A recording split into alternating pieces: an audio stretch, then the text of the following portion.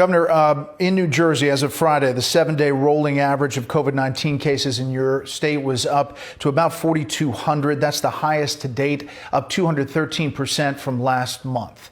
What is working and not working in New Jersey? Yeah, we're in the fight right now, Brett. There's just no question about it. The great news is there's light at the end of the tunnel, vaccines in particular. But for the next 2 or 3 months, we're in the fight of our lives. There's a lot of private setting transmission going on. So where we can strategically, surgically get at transmission, we do that. So we closed our restaurants indoors at 10 o'clock. We lowered indoor limits to 10 persons. We begged people to have a somber, respectful, small Thanksgiving. And I want to give a shout out to New Jerseyans because I think overwhelmingly that's what happened.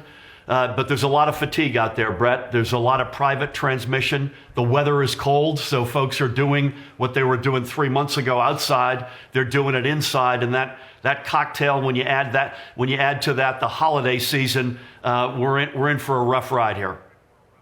You know, you have not ruled out a statewide shutdown like you did in the spring.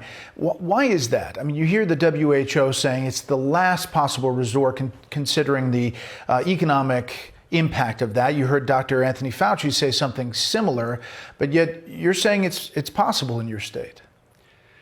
I'm not sure I'd say possible, Brett, but it has to stay on the table. Governor Hutchinson, I think, had a similar answer to that. And you hate like heck to even have to consider that. And God willing, we won't have to. I'll tell you what would really make a difference here.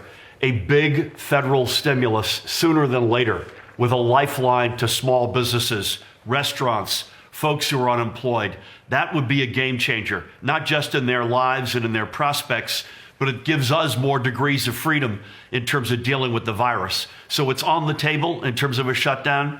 I don't anticipate it, and I sure as heck don't want to go that route. But boy, federal stimulus would give us a lot more ammunition to do a lot more things right now. So have you reached out to Democratic leaders in Congress to say, hey, we need to get this done, even if it's short of what they're asking for and have passed in the House? Yeah, I mean, we do all the time. In fact, our own delegation, I've been on with Speaker Pelosi regularly, Minority Leader Schumer. I've said this before, Brett, I don't think history will penalize us for overshooting here.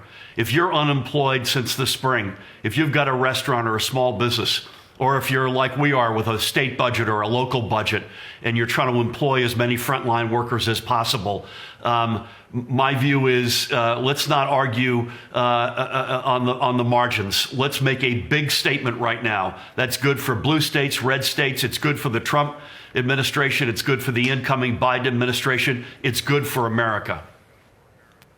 New Jersey has had a statewide mask mandate since July, yet your numbers, as we talked about, have gone up exponentially in recent weeks. So what's happening? Is it not working? Are people not doing it? Are you not enforcing it?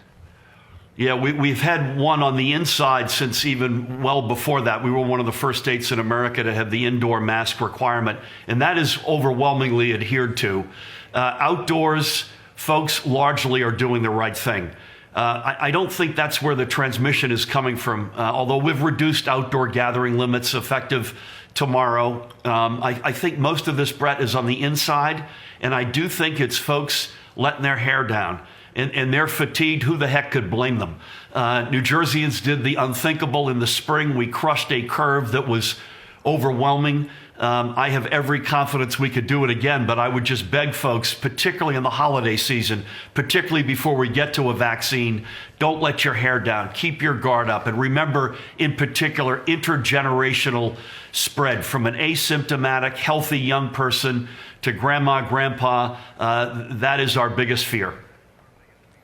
You know, the Trump administration has been touting Operation Warp Speed and the speed at which these vaccines are coming online very soon, therapeutics as well. Take a listen.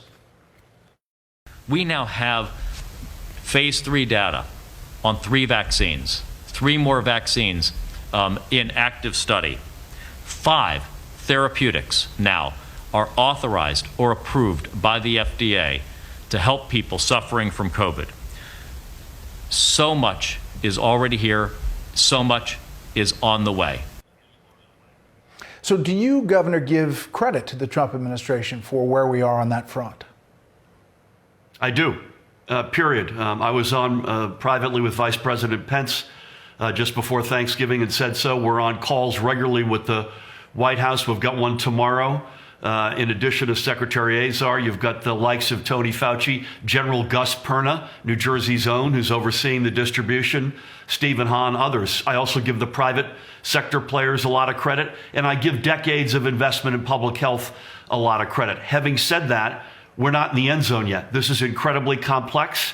I'm gratified that at long last, the GSA has allowed both teams to begin to coordinate. I bemoan that it took as long as it did, but they are now. But there's a lot of complexity ahead of us in distribution, federal support. This is going to be a very historic path that we're on. Again, I give them credit for the progress we've made, but we've got a distance yet to travel. And the more we could be coordinated, I think the other piece, Brett, is the more the president-elect and the president are speaking from the same playbook, the more confidence folks will have in taking that vaccine. My confidence is very, very high. We need to make sure that's the case in the public at large. Well, good luck. Governor Murphy, we appreciate your time. Have a good one. Thanks for having me, Brett.